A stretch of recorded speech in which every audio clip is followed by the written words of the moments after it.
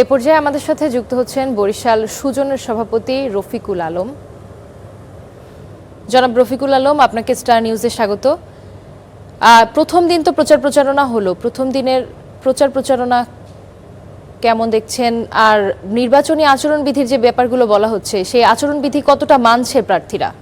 হ্যাঁ, বিষয়টা হচ্ছে যে আজকেই প্রথম প্রচারণা শুরু হয়ে গেছে প্রত্যেকটা দলের, এবং আপনারা জানেন যে 12টার সময় সেই মনীষা করেছে, তারপরে ইসলামিক আন্দোলন করেছে, তারপরে আবার বিএনপি করেছে। কিন্তু আমরা স্পষ্ট লক্ষ্য করলাম যে নির্বাচন আচরণবিধির যে নিয়মকানুনগুলি আছে, এই নিয়মগুলি কিন্তু স্পষ্টতভাবে অধিকাংশ দলগুলি কিন্তু অনুসরণ করতেছে না।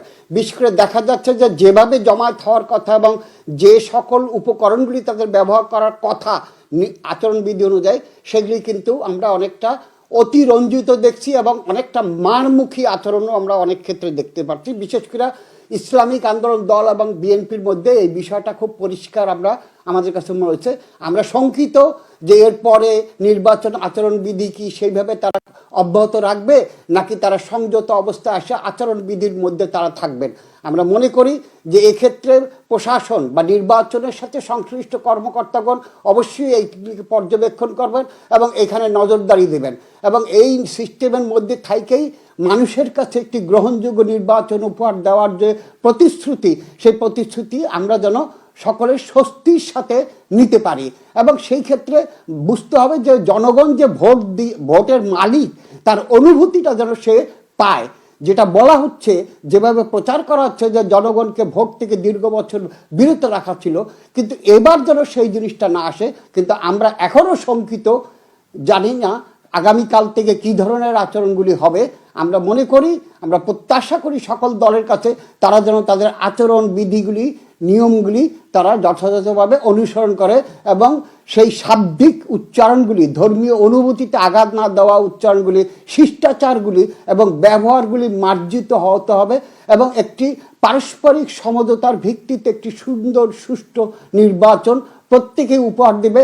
সকল অংশীজনকে আমরা মনে করি সেই জায়গাটা যেন তারা থাকেন, এবং তার মধ্যে দিয়ে তারা একটি সুন্দর নির্বাচনের যে প্রতিশ্রুতির কথাটা বলা হচ্ছে, সেটি তারা জনগণকে উপহার দেবে, এবং তার মধ্যে দিয়ে আমরা মনে করতেছি একটি গণতান্ত্রিক ব্যবস্থার উত্তরণ ঘটবে, এবং সেইটার অপেক্ষায় আমরা রয়েছি।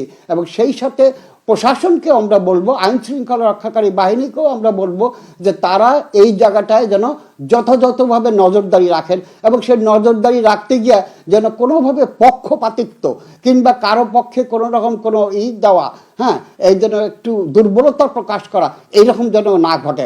এবং ঘটলে সেই অবশ্যই আমরা সেই কথাগুলি বলবো, এবং আমি মনে করি যে মিডিয়াও সেই কথাগুলিকে যথাযথভাবে প্রকাশ করবে, প্রচার করবে, এবং এর মধ্যে দিয়ে আমরা একটি সুষ্ঠু নির্বাচনের পরিবেশ তৈরি করব, যার মধ্যে দিয়ে আমরা আগামী একটি সুন্দর ভবিষ্যৎ রচনার জন্য আমরা এগিয়ে আসবো। জি রফিকুল আলম, আপনি তো ভোটের পরিবেশ, নির্বাচনী আচরণবিধি নিয়ে বলছিলেন এতক্ষণ, যেটার জন্য দীর্ঘ সংগ্রাম হবে।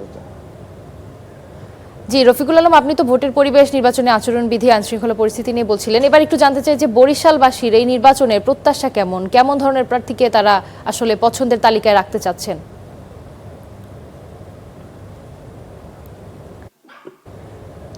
না, প্রথম কথাটা হচ্ছে যে এখানকার মানুষ প্রথম যেটা চাচ্ছে সৎ, যোগ্য, এবং যারা দীর্ঘ বছর যাবৎ বিগত সময় থেকে তাদের জনগণের সঙ্গে মাঠে ছিল, এমন প্রার্থীকেই তারা প্রত্যাশা করবে।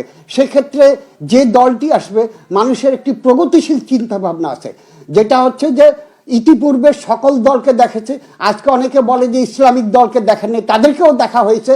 অনেকে হয়তো বাম দিকেও সরে যাচ্ছে, এভাবে হতে পারে, কিন্তু এটি এখনই বলা যাবে না, কারণ নির্বাচনের প্রচারণার মধ্যে দিয়ে একটি সময় এই জায়গাটার সমীকরণটা করা যাবে। কিন্তু একটি জিনিস বোঝা যাচ্ছে যে মানুষের মধ্যে প্রত্যাশা মিশ্র। একটি হচ্ছে যে ব্যাপক অংশ লোককে নির্বাচন থেকে বাইরে রাখা হচ্ছে, তারা নির্বাচনের সামনে আসতে পারতেছে না, তারা তাদের মতামতের বহিঃপ্রকাশ ঘটাতে পারতেছে না, এবং তারা তাদের যে প্রার্থিতা থাকতে পারে সেরকম প্রার্থিতার ক্ষেত্রে তারা ভীত, সন্ত্রস্ত। অপরদিকে যারা মধ্যপন্থা অবস্থা আছে, তারা আসলে টাকার যে একটি ব্যাপার, যে কথাটা আমি বলছি আচরণবিধির মধ্যে, সেই জায়গাটা কিন্তু তারা সেইভাবে যেতে পারতেছে না, বিশেষ করে বাম দলগুলির। আর একটি বিষয় আছে যে তারা কিন্তু সরকারিভাবে হোক আর যেভাবে হোক তারা কিন্তু পৃষ্ঠপোষকতা নিয়েই এতদূর আগাচ্ছে। কাজে তাদের নির্বাচনী প্রচার প্রচারণা কেমন হবে আমরা সব কিছু কিন্তু এই মুহূর্তে বিশ্লেষণ করতে গেলে এটি একদেশদর্শী বিদ্বেষপূর্ণ বা একটি মানে সংকীর্ণ চিন্তা হবে। আমরা মনে করি যে এটা আরেকটু সময় নিয়ে আমাদেরকে এই মতামতগুলি বিশ্লেষণ করার মধ্যে দিয়ে প্রকাশ করাটা উচিত।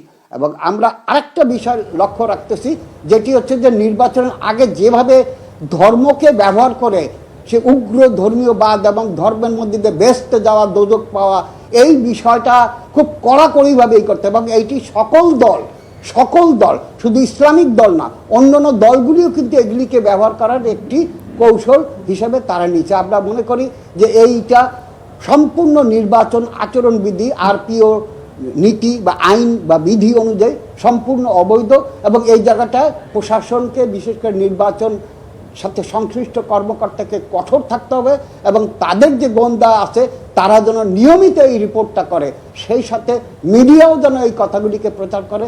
এবং আমরা তো অবশ্যই বলবো যে এই সুষ্ঠু গণতান্ত্রিক নির্বাচনই আমাদের সকলের কাম্য।